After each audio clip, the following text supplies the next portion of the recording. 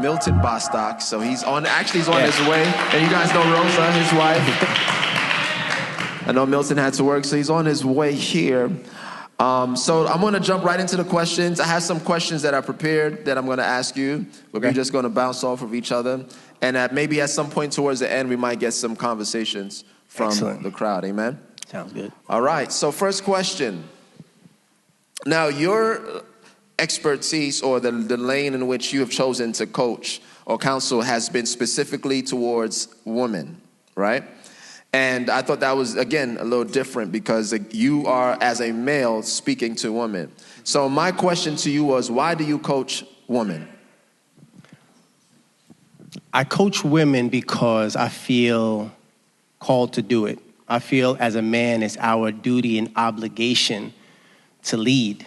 And I feel like a lot of women have been placed into toxic, dysfunctional relationships as a result of poor leadership.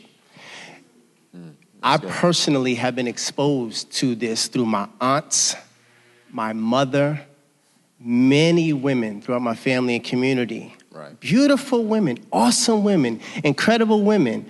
What's the common denominator? Poor leadership. Wow. And then what happens is those awesome women have sons. Where do those sons get their leadership? From a woman who got poor leadership. Because the father is either absent.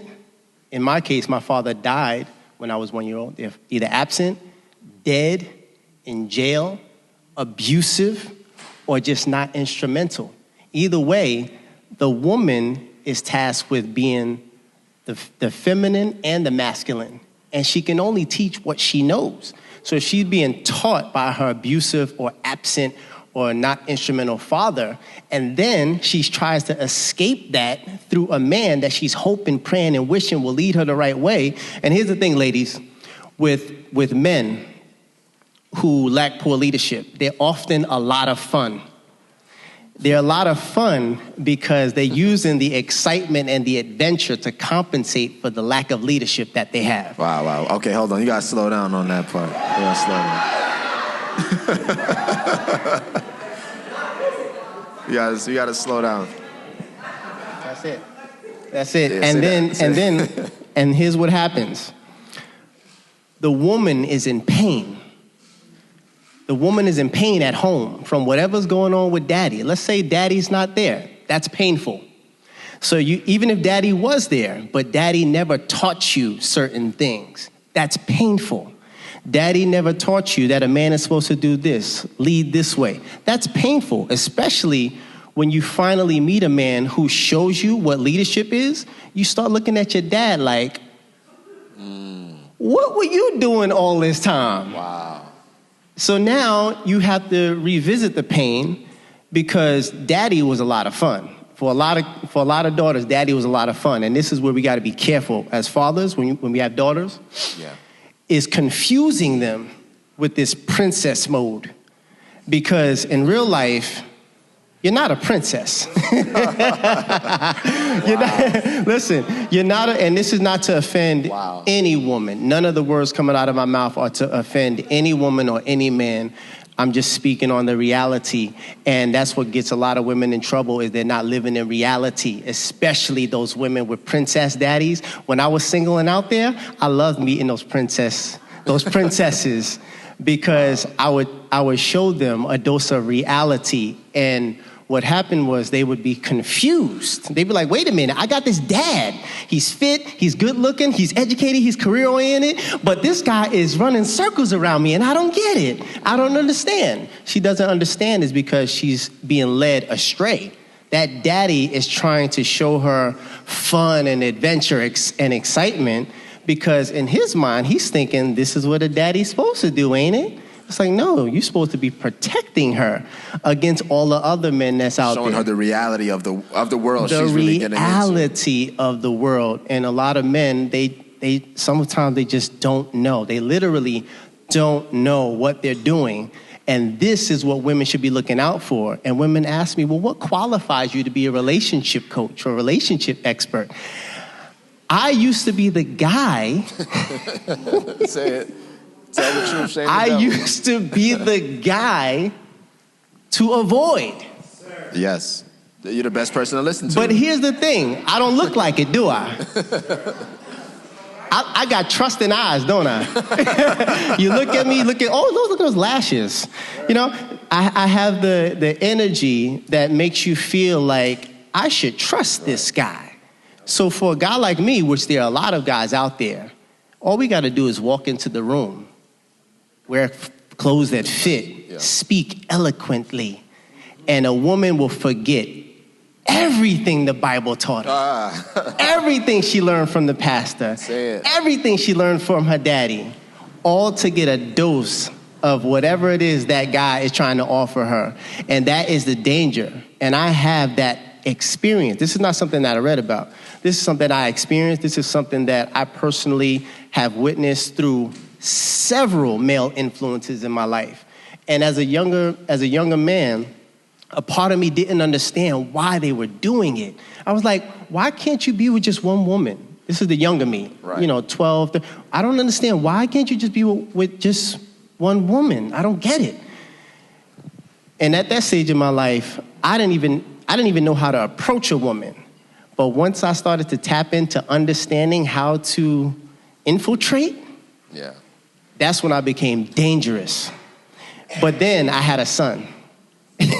Then I had a son, and I started to observe how he interacts, because his mother and I broke up when he was 2. He's 15 now.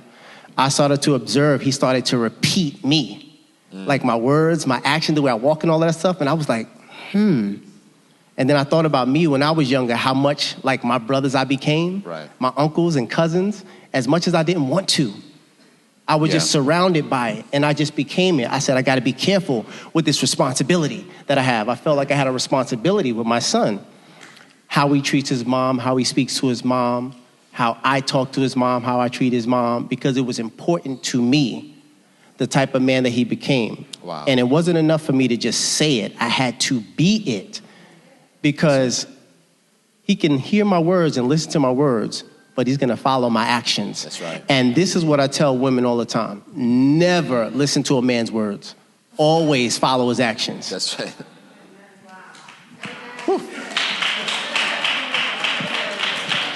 I believe y'all heard me say that before.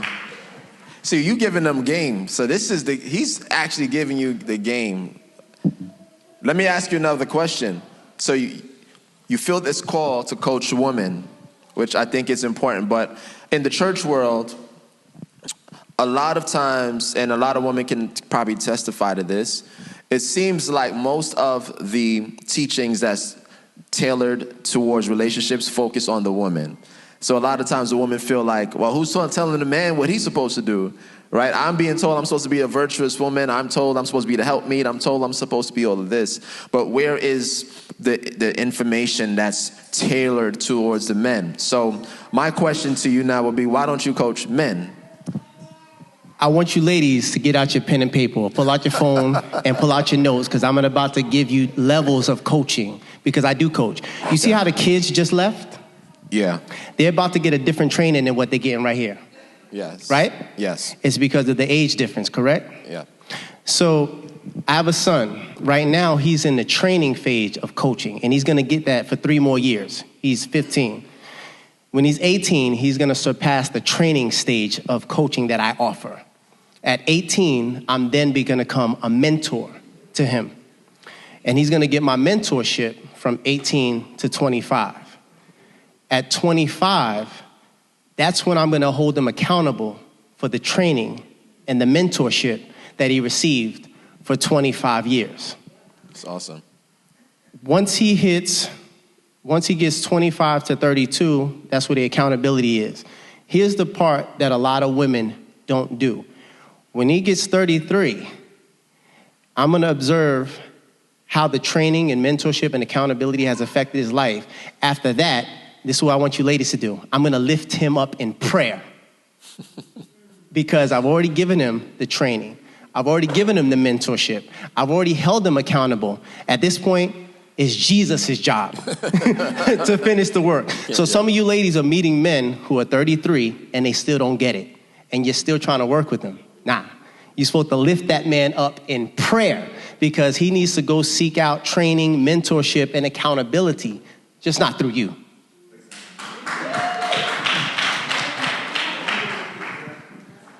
Wow. So where's that leadership you talked about?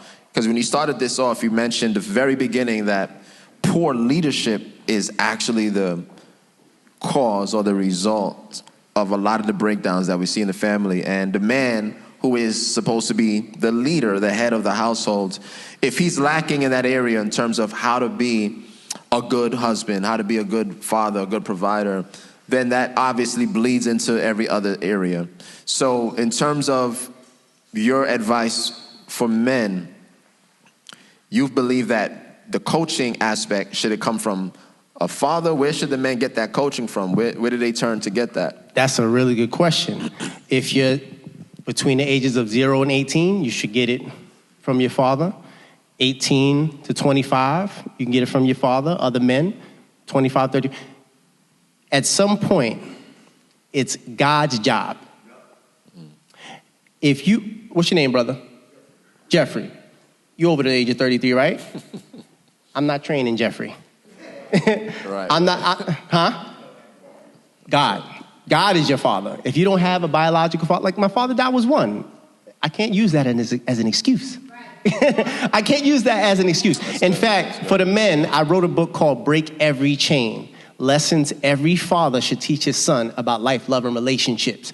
If you don't have a father, you eventually got to make your way to God. You have to make your way to God. And this should be a prerequisite for dating, ladies. You have to have this conversation with men to find out what he knows. If he doesn't know God, he's not going to know himself. That means he won't know how to be a husband. He won't know how to be a father. He won't know how to be a friend. He won't know how to be any of the things that you're actually looking for. Wow. But a lot of women, unfortunately, they fall for handsome and fit and funny and charismatic and big personality. Right. How do I know? I'm speaking from personal experience. And, I mean, y'all met my brother Milton. This guy's, big, all of the things I just mentioned. Big personality, fit, good look, all of that stuff. And you know what I'm saying? You have to make sure that there's more to him on the inside. And you can do this over a phone call, ladies. This is the danger that ladies get into, is they don't ask the right questions and they wait too late to ask the right questions.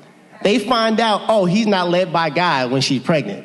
It's like, girl, you waited way too late. Matter of fact, you got to screen this guy before he even gets your phone number. You can tell, ladies, the way he talks to you, the way he looks in your eyes, his body language, the way he dresses, all the red flags are there. Because if I'm sitting over on the side and I see a guy back into a woman, in my mind, I'm like, girl, run. Can't you see the way he's lusting over you? He don't know nothing about you. He's just all over you. Run, girl. But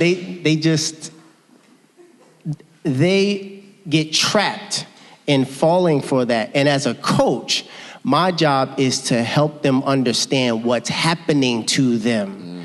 No matter what your age is, anytime a man approaches you, he's leading you.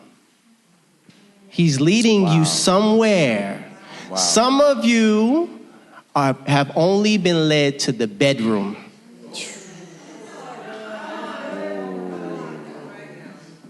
A lot of women say, I don't need leadership. These are the same women with babies out of wedlock. Women who have multiple sex partners. Women who can't understand why men won't propose. You need, not even leadership, you need godly leadership because you're being led. Every time you're being led. That's hey, good. Shorty, put my number in your phone. That's leadership. That's good. And me personally, I always test to see if a woman is going to follow my leadership. That's how I know if I'm going to go far with you. My fiance, for example, I saw her. It was by the grace of God that we connected. She was getting ready to leave, and she had one foot off the curb. And I was like, you. I said, we were at a festival. Y'all know about Dance Africa? Okay, we were at Dance Africa, and she had an afro at the time. So she just really stood out to me, had the same blonde hair color. I was like, you. She goes, yeah. I said, did you get your picture taken by any chance? She was like, yes, I did. I said, good, because you're so beautiful, they definitely need to capture all of that. This is me running game. This is me running game on her, you know what I'm saying? And so y'all are probably like, what is he gonna say next? That's what happens. You know, I'm counting on personality and sense of humor and charm and finesse to really get her guards to come down. But it's important for a woman to be paying attention this entire time. I'm testing her because she has about 2 minutes of my time before I move on. So I'm like, where you going? She said, I'm going home. I said, it's only 8 o'clock. She said, I'm tired. I said, well, listen, put my number in your phone because I want to see you again. And she did it. She passed the test. I'm trying to see if she's going to follow through with where I'm leading her. Then I'm like, you know what? We started texting. I said, when are you available? This was a Monday. Dance Africa was on a Monday. I know Friday, Saturday, Sunday, Monday. I said, when are you available? She said, Tuesday. I said, all right, so I'll see you tomorrow. She's like, okay. So we go. Date the next day. She's on time. I'm like, oh my gosh, she's doing everything right. She's doing everything right. Showed up on time, looking good and all of this stuff. Then she did something that no woman has ever done before. So I met on Monday, took out on a date on Tuesday. On Wednesday, she did something that a woman had never done before. She reciprocated. She asked me to go out somewhere. Okay. I said, look at so God. How many times had that happened before? With reciprocation? Yeah. Listen, most women think that dating is about them. They think, oh, he approached me. He found me. He's trying to treat me to drinks and a meal. No. I'm trying to show you, I'm trying to do 3 things. I'm trying to show you who I am. Number 2, I'm trying to see who you are. And most importantly, number 3, I'm trying to see if and how you fit into my life, which is why I recommend a buffer date. And they probably wonder, what's a buffer date? I'm really paying attention, all the singles specifically, because I've been out of the dating scene for over a decade now. But everything he's saying is the same stuff I used to do. It's the same thing. And I want you guys to all listen and learn and really pay attention to how this may apply to you. Because it's important that you, like he said, ladies especially pay attention to what a man might be looking for, a good man especially, right? Yeah. If a woman is not paying attention, that's like a man's playground. And that's what men talk about. They're like, yo, I can't believe she came straight to the, you know what I'm saying? Yeah. They can't believe it because they know, and they call this getting lucky. When a woman does something foolish, we call that getting lucky because we know we got her for cheap. Wow. We know we got her for way less than she is worth. Wow. Even if a woman gives it up for $10,000, that's cheap. That's cheap. We getting a deal. $10,000, that's it for you to give me access to you? That's cheap. That's right. So this actually leads into the question I was going to ask. Yeah. So before you go in, for single women, what are some of the most common mistakes you have seen them do when dating or searching for a husband? The most common thing I would say I see single women do is they are reactive when it comes to dating, not proactive. So most women, they're sitting around. I heard you mention Boaz. Most women are single and sitting around waiting for their Boaz. Yes. Instead of going out to find their Boaz. And so while they're sitting around waiting, Boaz, first of all, he never comes because Boaz, he's just working. He's right. Was that? He doesn't know where to find you. No. Boaz, let me explain Boaz. Boaz is everything you dreamed of. Boaz knows where to find you. You don't want Boaz to come find you because if Boaz comes and find you, he's going to play with you. That's what happens. When men get up to a certain level, they go Memorial Week in Miami. They go to play. They know where to find you. Scratch that from your list of things holding you back, ladies. We know where to find you. When I came into this church, I did a sweep. See, even though I'm engaged, I still do a sweep. I'm a man. I do a sweep. See who's in the room. I know each and every one of your faces. I already did a full sweep. So a lot of women, they wait for Boaz to show up. And while they're waiting, first of all, Boaz never comes. If he comes, he's not coming to be serious. He's coming to play. And why is that? Boaz knows his value. That's good. Boaz knows how valuable he is. How do I know? When I go out, I call up some of my best Confederates, and we roll together. We have an agenda. The agenda is never marriage. I can promise you that. The agenda is never marriage. So wherever you show up, because most women, they dress up, they get the makeup, hair done, all that stuff, they dressing up thinking, this is my chance. I got to position myself, and I'm going to get here, and this is going to be, they showing up to places where dudes not even looking for wives. And so you're never going to find Boaz in that environment. Not in that environment. So the most common thing that I see with single women is they wait for Boaz to show up. And what happens is they end up meeting his distant cousins. Dumbass, broke ass, drunk ass, and sometimes beat your ass. Y'all stay away from him, ladies. Stay away from that one. And so what I encourage is women being proactive. So I have a coaching program. Well, I have a e-course called Learn How to Attract Your Ideal Mate in just 14 days. The way I show single women how to attract the ideal mate is first, you have to decide, make a decision in your mind, the type of man that you want. Example, I know for a fact that I want to marry a woman who is 100% natural. That eliminates so many places for me to go to find her. I'm not going to find her in a nail salon. I'm not going to find her in a weave shop. I'm not going to find her in Sephora. No. I'm going to find her where they sell 100% shea butters.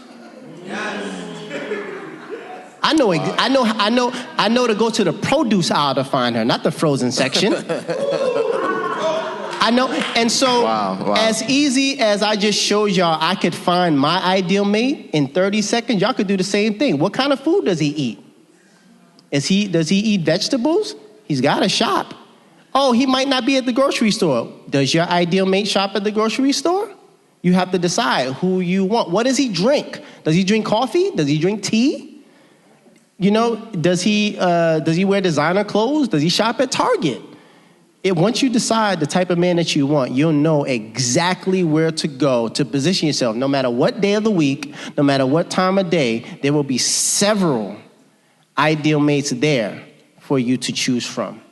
So I recommend not being reactive, sitting around waiting. Go after what you want. You don't have to say, hey, my name is such and such. Take my number, let's start dating. No, position yourself, because this is what you're looking for, ladies. You want him to see you and take action, the way I did with my fiance. She didn't say nothing to me. She didn't even know I existed. I said, you! I stopped her, and I gave her seconds to respond. I needed her to immediately see me and decide, that's my type of man.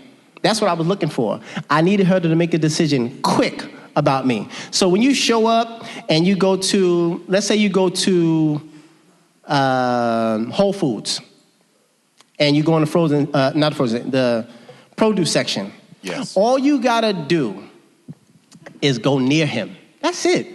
You can go near him, and if you feeling yourself a little bit, you could smile at him. Right. That's right. You smile. We talked about that at the relationship conference. Remember that? You make eye contact. You can even go a little further, be like, hello, how you doing? Or, listen, another thing you could do. I mean, he has his stuff in the shopping cart. Oh, I see you about to do a little cooking. I bet your wife loves that, doesn't she? So within seconds, you're forcing him to respond. He's either going to try to finesse his way out to answer the question, which gives you the information, do not move forward, or he's going to say, oh, I'm not married, but I do love to cook. But I do see you have vegetables in your shopping cart too. I'm sure your husband loves that. Now you got a little friendly, flirtatious banter going on, and you're feeling like there's a little bit of chemistry, and you go, I'm actually not married, but I just figured since you have vegetables and I have, fish and shrimp, I figured maybe we can, you start finagling your way. What you're trying to do is just get a response out of him. Right. And I think a lot of women are afraid to get responses. That's why they don't put it out there. I want to be married. I want to have children. I don't want to have children out of wedlock. They're afraid that the man is going to say, I'm not with that. They're afraid to say, I'm Christian, because they're afraid the guy's going to be like, oh, I don't know if or they're afraid to say, I'm abstaining until marriage, because they're afraid that the guy won't be with it. But that information is what you need to make the decision about moving forward. You need him to tell you, I can't wait until marriage. You need that answer to cut him off. You need him to tell you he's not Christian. You need him to tell you that he's not interested in marriage and having children, because that's evidence that he's not your ideal mate. Wow. This is good or what?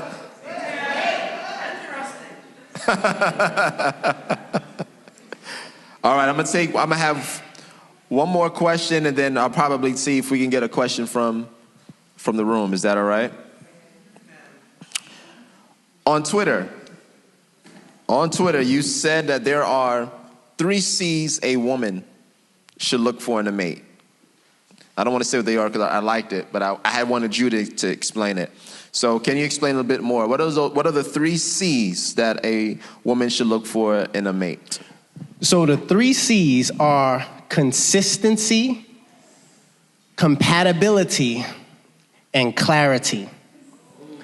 What I've noticed in my studies, observations, and experience is that women hustle backwards.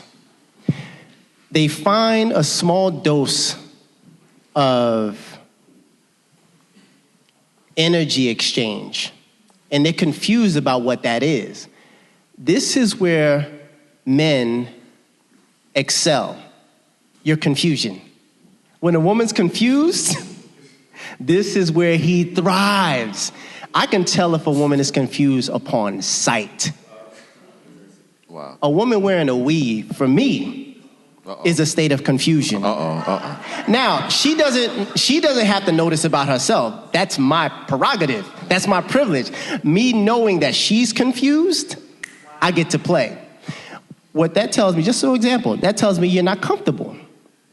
Whether it's true or not, that's telling me you're not comfortable. So if you're not comfortable, I have a window to slide in to provide comfort. Wow. Right? And a lot of women don't understand the energy that they're putting out. The fake lashes. And it's not even they're conscious. It's not that women, people are conscious of it. They just they don't understand themselves. And when people don't understand themselves, the first thing they do is they do something outward. A tattoo, new hairstyle, new makeup, new clothes, furry shoes. All of these different outward expressions let me know so much about who you are. All I have to do is decide, am I in the mood to play with her or not? All right, I'm going to leave her alone. I'm going to leave her alone this time. But if I'm in the mood to play, if I'm single and I'm out there playing, I look for the woman with all these outward signs that's letting me know she's insecure, she lacks confidence, she didn't have leadership. Because I know what it looks like when a woman does have leadership. The woman who has leadership, these are the hardest to infiltrate. That's right. The women who honor the leadership, it's so hard. It's so hard. It's like, I'm going to leave her alone. take, for example, let's say we got Lil' Kim over here. Y'all know Lil' Kim, right? Put Lil' Kim over here.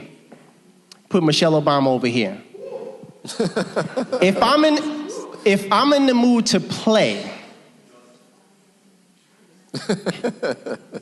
I'm gonna go over here. I'm gonna go over here. I'm gonna wait to approach her when I'm serious. Wow. I'm gonna wait. I don't have enough money to afford her. I don't need money for her. Wow. I need to be mature, spiritually mature to deal with her. I need to have material things to deal with her. There's certain levels that I have to be at to even get an introduction with that woman. I just need to wear the right thing to get her attention. And a lot of women don't realize how they're showing up. And this is why they're not able to attract Barack Obamas. They attract an Offset. Wow. They attract guys like Offset because of the energy that they're putting out. And so, back to the 3 C's. Back to the 3 C's. Consistency, compatibility, and clarity. If a man is inconsistent and you match that with he's not clear, he doesn't have a vision or a plan, that should equal we're incompatible.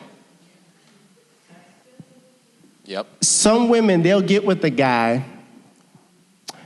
He's inconsistent. I mean, he's consistently inconsistent. And he's showing you that he does not have a plan. Y'all been there, ladies. Where you want to go eat? Where you want to go on the next date? It's like, dude, you can't even plan that? Wow. That's evidence right there, but it just goes over a lot of women's head. Wow. I'm like, this dude can't even lead you to the store. Jeez. He can't even create a plan for the next weekend. But this is the man you want to marry and have children with? Crazy. So 3 C's, ladies. Y'all writing this down, ladies? Okay. 3 C's, ladies. Consistency, and this is all you need to know. You can find this out in a week. I'm being generous with a week. Some of you ladies are in relationship for months and years, and I'm just like, she must be a glutton for punishment. Because I'm looking at the dude, and I can see on his social media is inconsistent. He don't even post every day. Look for consistency. Look for clarity. And if he doesn't have those 2 things, he doesn't qualify for the 3rd thing, which is compatibility. If you're not compatible with someone, they don't qualify for a date. They don't even qualify for your phone number, but sometimes you need a person's phone number to at least get on the phone with them and see that they're full of it. But some women are just so hungry, not hungry for God. They hungry for a meal. They hungry for a meal. Yeah. So a guy like me, quality men got to be careful. Mm-hmm. Because if I were to offer a random woman, hey, you want to go out for dinner and drinks? They'd be like, I sure do. They'll take advantage of it, even if we're not compatible. Wow. Even if I haven't evidenced any consistency. Even if I don't offer her any clarity, she'll jump at the opportunity for a free meal. I know men who will take advantage of that. That's right. And I don't even understand what they're doing. I'm like, yo, what are you doing? Why are you taking out for meals like this? Why are you taking out for experiences like this? They said, because when I do that, I don't have to do anything else. So if you start off with that, here's what it normally looks like. I'm sure you ladies have experienced this before. A guy will shower you in the beginning. Wonderful dating experience. You ain't got to pay for nothing. And you're thinking, I deserve this. You're telling yourself, I deserve it. And then you start to see it slows down and it stops. He's inconsistent. He can't sustain it. He was trying to love bomb you and shower you with all the things that he thought you wanted to confuse you even further. Because he saw from the beginning the type of woman that you were. When he took you out on date number 1, and then there was no reciprocity on date number 2? Don't answer, but how many of you ladies have done that? Mm-hmm. No date number 2. Date number 1, 2, 3, 4, 5 is on the man. The man is paying attention. This woman does not reciprocate. Oh my God. I bought the movie ticket. She ain't buy the popcorn? Nothing. She don't ever reciprocate. A lot of women, they think that, oh, this is the man's job. That's his job. That's not my job. Yeah. That's extra. Take you to the movies, that's extra. And what women need to understand is that it's okay to do extra for someone who's doing extra for you. And so if you're not doing extra, a lot of men don't know any better. And extra is not sextra. Right? Oh no, I'll get to that in just like. There are some men who will just continue to do extra for a woman without reciprocity, and that's not wisdom. That's not wisdom. He doesn't know any better himself. Amen. And so some women will just take advantage of it. And I look at the guy and I'm like, oh, he's 33. I got to pray for him. He's above the training mark, the mentorship mark, and accountability. I just got to pray for him. He'll get it eventually. Praise God, pray for him. But when I talk about extra, I'm talking about him offering value, because there can be no relationship if there's not a value exchange. And value depends on the person. So if you're a vegetarian and I say, hey, man, this was a great service. Why don't we go over to Ruth Chris, have a nice steak on me? That's not value to you. I need to understand what's valuable to you. Yeah. And so you need to understand, this is where the phone call comes in. When you get, ladies, when you get a guy's number, before the date, on that phone call, you need to be trying to figure out what his values are. Because if you don't understand what his values are, he's going to assume that sex is the equivalent to value. And this is where a lot of women drop the ball. Because on the first date, they're like, oh, man, he took me out, drinks and a meal. The least I could do is sleep with him. Right. And it's like, no, you could come back the next day and offer him what he offered you. And that's an equal exchange of value. Wow. But on that phone call, you need to understand what's on the table. Again, this is what a lot of women are afraid to do. They're afraid to talk about what's on the table because a lot of them don't have anything to bring to the table. And this is not to insult anyone. This is about communicating, because before I got here, him and I had to have a conversation about value. And I wouldn't be here if he didn't see value. I wouldn't have come here if I didn't see value. There was a mutual respect, mutual understanding. Everybody's clear on what's happening. So now I can come to the table and we can enjoy one another and offer value to each other. In the event of a man and a woman, when you meet, the whole purpose is to see where the value is. What is the value here? You have to know it. Some people won't make it to a date. I've had that happen several times. I get a person's phone number and I talk to them and see where their head's at. And I'm like, oh, okay, well, it was nice meeting you. I'll see you around the gym. And it never goes any further because I value my time too much to invest further in someone who's not willing to exchange value with me. And you'll find that when you talk to a person on the phone long enough, they'll tell you what they're not going to do. They'll tell you what value they're not going to exchange. Yeah. Both parties will eventually be exposed, especially if you're asking the right questions. But people who haven't figured out what their purpose is, they've got a lot of time.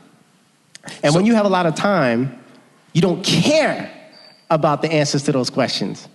Because me personally, if somebody said to me, hey, I want to take you out to Ruth Chris, I say, for what? I'm not impressed. Yeah. For what? You're asking me to take time away from my son, away from my fiance, away from my business, away from working out, my purpose. What do you want? But people who don't have any purpose, they'll say, what time? They ain't got nothing else to do. Nothing else to do. Yeah. They haven't connected with God to figure out what their purpose is yet. Wow. So they're willing to go on all of these adventures and journeys. Lost. So the most important thing a person should have established in their own life before dating or looking for the one is to have an understanding of their purpose and their value, right? To know when I do meet a person, my personal value system should help be almost like a GPS, where if I meet someone or someone meets me, they'll know whether or not, if this is the right direction to take or not, right? Because every time you meet someone, you're investing. You're investing time, you're investing money, you're investing whatever else you have to bring. Now, if you don't know that you have anything worth investing, then you will waste that investment. That's the key. And I don't want to jump ahead to one of your questions, but I do want to talk about how I realized my fiance was the person that I wanted to marry. You ain't jumping. That's the last question. So here we go. So, how did you know your fiance was the one? So, I want everybody to know that when you meet someone that you're getting ready to invest in full time for the rest of your life, it has more to do with you than it has to do with them. So, before I came to that point where I met her, I was already the type of person who valued relationships and marriage. In fact, 5 months prior, I had proposed to another woman. The reason why that didn't work out is because I realized she wasn't spiritually mature enough to be with me. Wow. But what I also realized was I wasn't spiritually mature enough to be with anyone. Wow. And so I took some time to mourn that relationship and grieve and realize what it is I was doing. And I was able to learn more about myself and grow spiritually. And so I was on a spiritual journey. And she just happened to be on the path that I was on. She was on a spiritual journey herself. And for that reason, we were able to decide to walk together. If I wasn't on my spiritual journey, I probably wouldn't have met her that day in that way. If she wasn't on her spiritual journey, she probably wouldn't have met me. If I would have met her and I discovered that she was not ready to grow spiritually, I would not have continued moving forward. But every day since I've met her, we've always worked to grow spiritually. And that's what I love about her. Wow. Amen. So good. All right, so listen, I want to let anyone, if anyone has a question, if you want to throw it out, raise your hands really quickly, and I want to hear from you. There's so much that was said yes. So we got one question in the back. So I can get some help if somebody can just, thanks, Drew. Okay, I see 3 hands. So as a matter of fact, those of you that I want to ask a question, I'd like for you guys to stand, and so they can see who is who. Okay, my question is, are men truly quality if they still choose to play around with women? Ooh. Are men truly quality? Are they still quality men if they have the option and choose to play? Because you mentioned, he's not really looking for a wife, he just wants to play. So is he really still a quality man if he can make the decision to want to play? I want to play right now, but I'm going to find a wife later. You know? Okay. So when you say, I think I hear what you're saying. Are we trying to tap into this whole high value, the definition of the high value man? When you say quality? I just use the word quality because that's what Okay, so thank you for your question. I will talk about quality and this whole high value. I've heard about the high value stuff going on. So you ladies get to decide what quality is and what high value is. For example, if you are a mother of 5, you were widowed, and then a man comes into your life and he offers aid to you and your children, but he only makes $50,000 a year, that man is high value. That man is quality.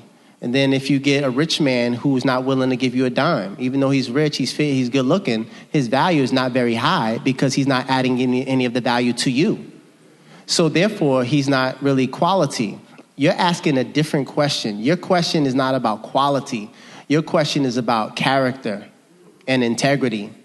You have to decide if lack of character and low integrity is compatible with you. So once you decide, I don't want to be with the man with poor character. I don't want to be with the man who doesn't have integrity. I don't want to be with the man who doesn't have a vision and a plan. All you have to do is get that information and have the strength to not collect $200, do not pass go, pick the man up, and throw the whole man away as soon as you come across a man like that. So it's not for me to decide. And now you see what she just did? She asked me if he's quality. I'm going to ask you. Is he quality? That's not my man. And this is where the whole accountability stuff comes in. How am I hold him accountable? You hold him accountable. You need to, because here's how I hold him accountable. And this is what you ladies need to do. He can't access me. Men with low integrity, poor character, they can't access me. The moment I realize you're cheating on your wife, we're not doing business. You're not hanging around me and my friends and my son influencing us. No. That's good. That's how I hold them accountable. Most women want us to get a room full of men and preach to them. That's not how we learn. I personally would never sign up for anything like that. I would never purchase a ticket for anything like that. I wouldn't read a book about that. That's not how I like to learn. Show me. This is what I love about him. When I look at him, when I look at his eyes, I'm a very good judge of character, by the way. When I look him in his eyes, I see good. I see honesty, I see integrity, I see character, and that makes me want to associate more closely with him. And you ladies have to be able to do that. You have to be able to look in a man's eyes and see how he's carrying himself and be able to discern, is this a man? And y'all get that feeling too. Y'all get the feeling. Y'all say this, ooh, you're going to be trouble. That's what y'all say. Y'all know it, but y'all still move forward. Y'all know what's happening. You see that he's going to be trouble. You know he's going to be a headache. Me personally, when I see a woman that I know is going to be a headache, I make a decision. Am I willing to play this game? If I know this woman is going to be danger, a headache, or something like that, I know I have a compartment just for her. I know I'm not going to introduce her to my family.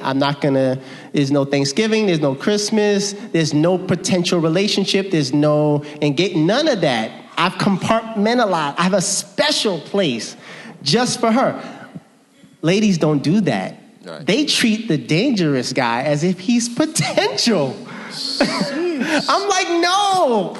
Put him in the compartment and keep him there. And that's the danger for a lot of women. You have to make the decision for yourself. Don't look to me. You're a coach, ain't you? That's Jesus' job. I'm gonna lift that man up in prayer. Yeah. Oh, you're a pastor. They'll do the same thing with me. I'll put it on the pastor. I'll be like, hey, why don't you go talk to Pastor Vernel? He gonna bless your whole spirit. No, but that's so good. I think it's important that you realize a man. You said two things. First, a man. You know a man by his actions, not his words. And then B, you can also know him by the associates who he associates himself with, right? Because ultimately, like you said, if you know a person, their character, I'm not going to associate myself with people of certain character because of the way I am, right? And so you have to know a man, know his friends, who he hangs out with, and judge him by his actions, and that'll give away a lot of things. All right, good question. So we make our way around the room, and then we're going to end with Jeff. I know it's he that find it, but I feel as though a lot of men are afraid to approach women. So, do men find it disrespectful a lot of times when women approach them? Ooh. Let me. That's a great question. That's a great question. That's good. I actually made a post. I made a post about that recently. It went viral. I was telling the ladies that a lot of women think that he who finds a wife means that we're supposed to be going out looking and searching for you. No. What I've interpreted that to mean is I'll know you're a wife when I meet you. So that means if you're not a wife, you're not going to be the good thing, even though I found you. I could find you at the bar, and I'll know immediately if you're a good thing or not. So God will be telling me, see, this is the thing y'all need to know. Men are connected to God, whether they're fully submitting or not. We hear God.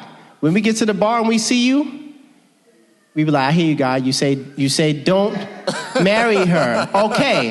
And then he puts his earplugs in. He said, I heard, don't marry her. But he didn't say, I can't enjoy her right now. So we're not afraid. And this is the other thing. You have to categorize men. There's low value, average, high value, and then there's elite. A low value man might be afraid to approach a woman because he has low education, low income, low self-esteem, probably don't even have a place to live. Of course he's gonna be afraid to approach you. The average man who's doing a little bit better, bachelor's degree, he's educated a little further along in career, he's not as intimidated. So he's more likely to approach you. But here's the thing about approaching a woman, ladies. We approach when it's something that we want. So if I'm a single man and I came into this church and I don't approach you, I'm not intimidated. I'm not afraid. It's not that I didn't see you. I'm not interested.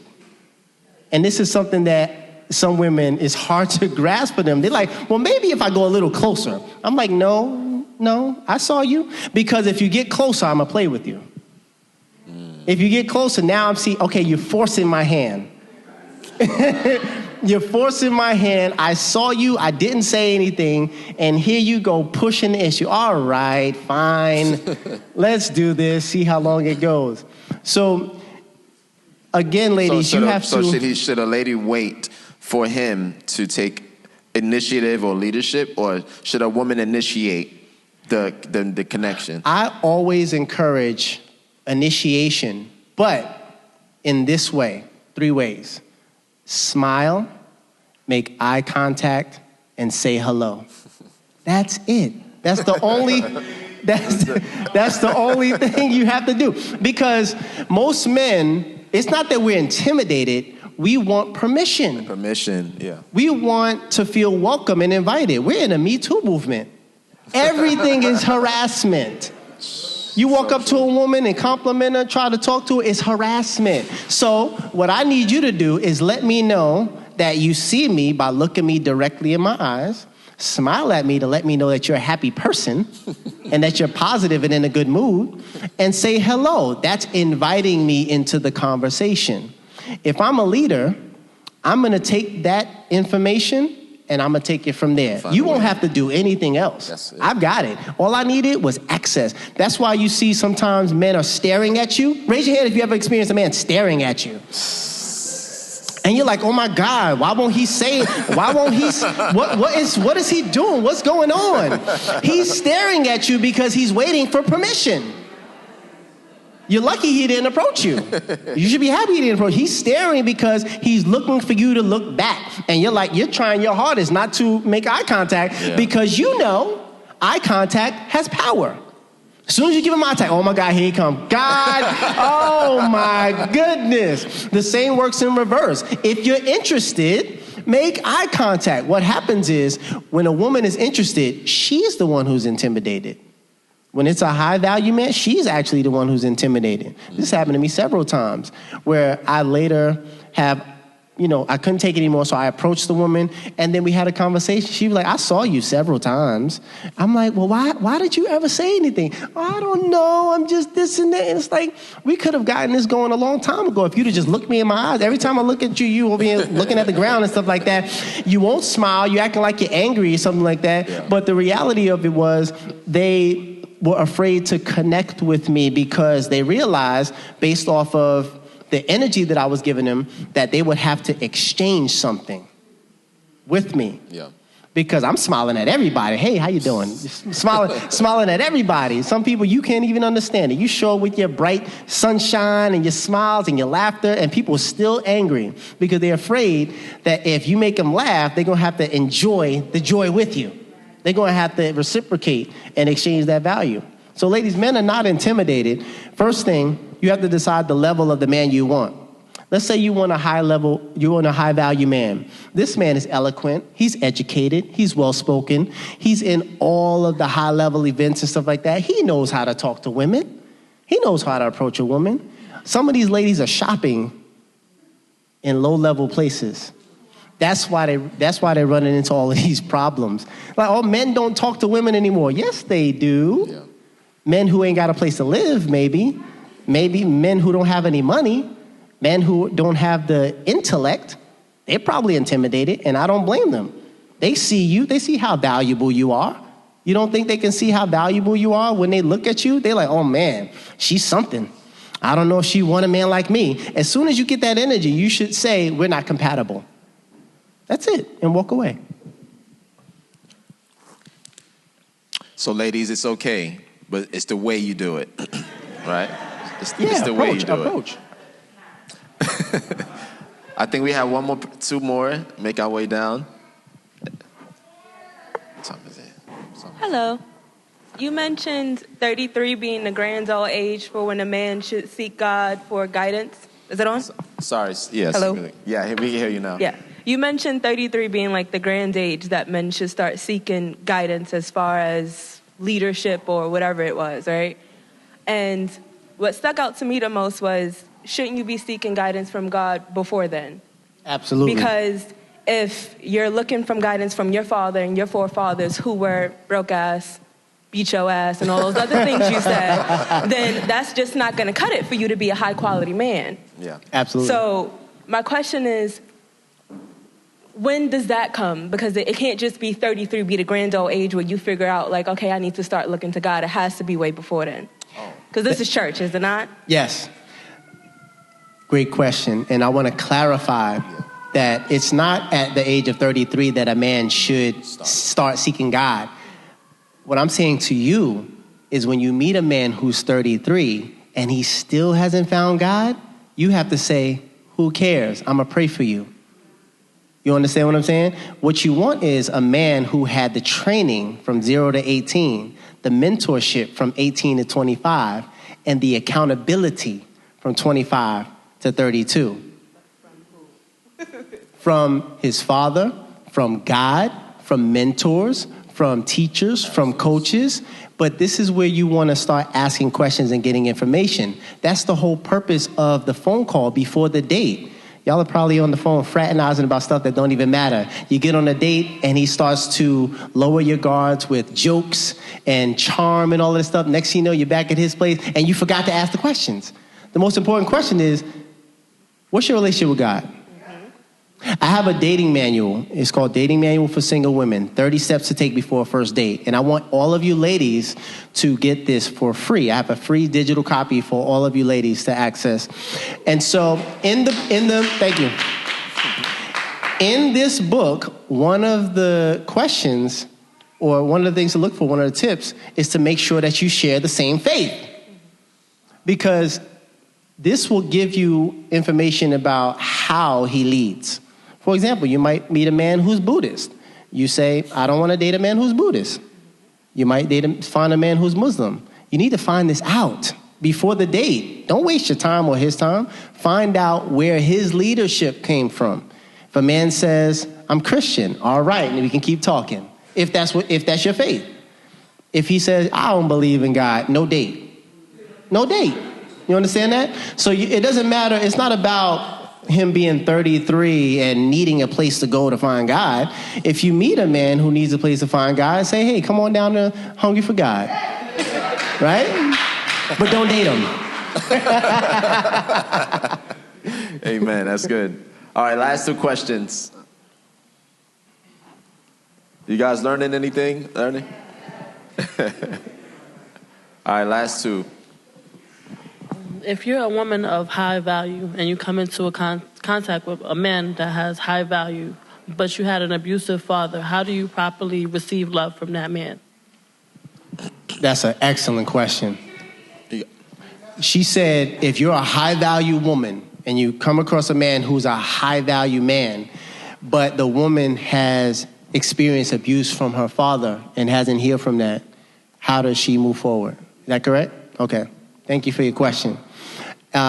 I actually just finished, I have an e-course. It's called Learn How to Attract Your Ideal Mate in Just 14 Days. And what I like to do is I like to write out what I'm saying in my videos. So I just happened to recently make a video about this, so I'm able to answer it more clearly. And one of the things that's important, it doesn't matter low value, average, high value. In order for a person to be empathetic and help you through that, they have to care. They have to care about themselves and they have to care about you. And you have to test this. You can test this in small ways. You can test, does he show up on time? Is he a man of his word? Is he accountable? Did he do what he said he was going to do? Does he have kids? Does he see his kids? How often? Does he take care of them? There's so many things. If you get all this information about him and you see that he's neglecting himself, there's no way he's going to be able to help you through your emotional baggage. That makes sense? So it doesn't matter. And this is where we have to really define what high value is to you.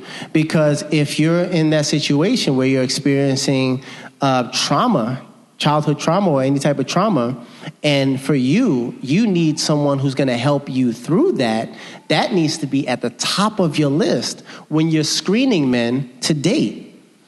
And this should be the prerequisite to figure out if you should move forward with this guy. If you say, oh man, I'm really feeling emotional today. And he's like, well, listen, why don't you call one of your girls? Why don't you have any sisters you could talk to? Where's your mom? I mean, why don't you know what? Call BetterHelp. If they do all of those things, that's evidence.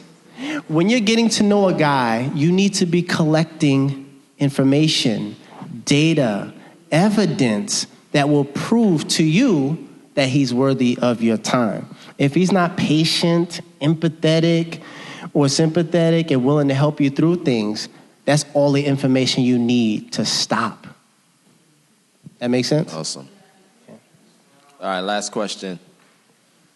I don't need money. Oh yeah, we need it. Jeffrey. No, we need it. Hold on. We need it for online. Thank you.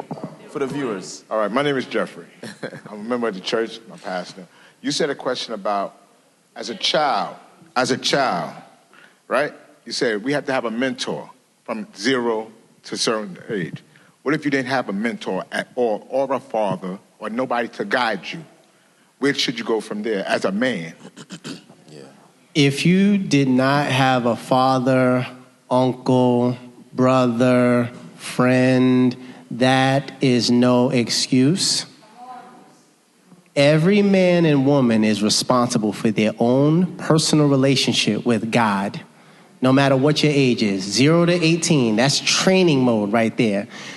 18 to 25, that's the mentorship. 25 to 32, that's the accountability. Throughout all of those ages, I just told this to my son and nephews.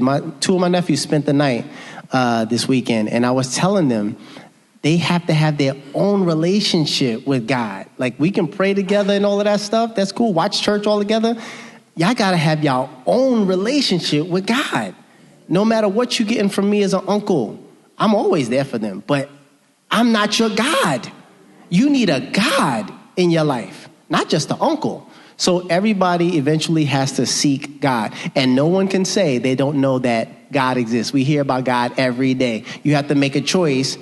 Am I willing to investigate who God is? All right, but to one of my questions too is like, how about everybody that you did put your trust in died in front of you? You didn't have a chance to really know them, to get taught this about God, because your mindset was that God's taking everybody from me. Mm-hmm. So why would I have a mentor to guide me? I would say because I can feel and hear in your voice that this is painful for you.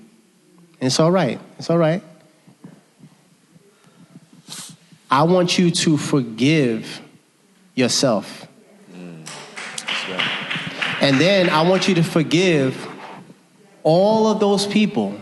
This is something that I've personally done for myself. I love journaling. I love writing things down. I'll write down pain points, and then I'll go burn it. Wow. And when I burn it, that's me releasing it. saying, Dad, I forgive you. Stepdad, I forgive you. My stepdad, when my father died when I was 1. And I remember when I was 9 years old, first of all, my stepdad came into my life when I was about 3. And then he had my younger brother with my mom when I was 4. So he was the only father I knew. I didn't know anybody else. I'm calling this man Dad. Man, one day I left my nunchucks over his mother's house. Some handmade nunchucks. They meant a lot to me. And so him and my mother and him were going through something, and they separated. He went to go stay with his mother. So I went over there to retrieve my nunchucks, and he happened to be going in the door at the same time as I was. And he was like, "What are you doing here?" And I was like, "I left my nunchucks at Grandma's house." And he was like, "Don't come around here anymore, and don't call me Daddy." I was 9 years old. Wow. That hurt. I told my mom. She told his sister, and they all got on him. But even at 9 years old, I was able to hold this man accountable. And here's how I did it. I forgave him at 9. I knew that it had nothing to do with me. I knew he was going through something. And so I said, I'm going to forgive him. A couple years later, he comes back into our lives. He's like, "Hey, Cheyenne, I'm going to be around for a while. You can call me Dad." Here's where the accountability came in. I never called him Dad again. I called him by his first name, and that was a reminder to him. Now, I forgave him. I released it. But that was a constant reminder that you ruined this. This wasn't me. I was a kid. This is going to be your accountability, your pain that you have to deal with. But for me, I was whole. I was good. Right. So I released it. And you have to release whoever you felt was supposed to be there for you. My stepdad was supposed to be there for me. He wasn't there for me. He wasn't there for my siblings. He was supposed to. That's what he signed up for. And he let us down. But I forgave him. And what happened was when I was about 12 years later, he passed away alone with his ID in his hand. Him and my mom had separated again. And he moved into his own place. He didn't tell my mom where he lived. Only my younger brother, his only child with my mom, knew where he lived. And so my mom was like, "I haven't heard from your dad in a couple of days. Something's not right." And so my younger brother brought them to where he lived, and they tried to get in. They had to call the fire department, and they found him in there deceased with his ID in his hand. He never had a chance he never took the time to make things right with me. I hadn't spoken to him in a while at this point, but I had released him years ago. So I was at peace with him passing, and I just said a prayer for him. So those people who were supposed to be in your life, the people who you felt abandoned by, or the people who just didn't deliver for you, you have to forgive them. Once you forgive them and release them, you'll start to feel yourself coming back to who you're supposed to be. Amen.